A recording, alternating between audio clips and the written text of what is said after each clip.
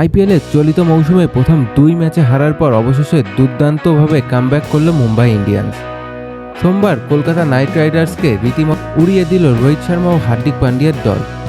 Defending চ্যাম্পিয়নদের 8 উইকেটের বিশাল ব্যবধানে হারিয়ে টুর্নামেন্টের প্রথম জয় তুলে নিল 4 বারের চ্যাম্পিয়ন মুম্বাই। টসে হেরে ব্যাটিং করতে নেমে 45 রানে 5 উইকেট হারিয়ে চাপে পড়ে কলকাতা। মুম্বাইয়ের বোলারদের সামনে দাঁড়াতে পারেনি Quinton de Kock, Sunil Narine, Ajinkya Rahane, Angkrish, Raghuvanshi ও ভেঙ্কটেশ আয়ার। ষষ্ঠ উইকেটে মনীষ পান্ডে ও রিঙ্কু সিং 21 বলে 26 রানের ছোট একটি ইনিংস গড়লেও সেটা ম্যাচের মোড় ঘোরানোর জন্য যথেষ্ট ছিল না। ব্যক্তিগত সর্বোচ্চ 16 বলে 26 রান করে রঘুবংশী, রমনদীপ সিং 12 বলে 22 রান ও মনীষ পান্ডে 14 বলে 19 ও রিঙ্কু সিং 14 বলে 17 রান করে। ম্যাচের অর্ধেক কাজ সেরে ফেলেছিলেন মুম্বাইয়ের বোলাররা। দীপক চাহাল শিকার করে 2 উইকেট।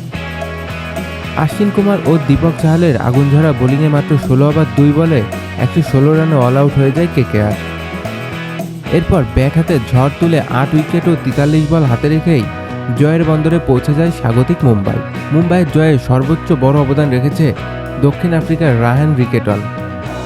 41 বলে অপরাজিত 62 রানের দারুণ ইনিংস খেলে দলকে জিতিয়ে মাঠ ছাড়েন তিনি।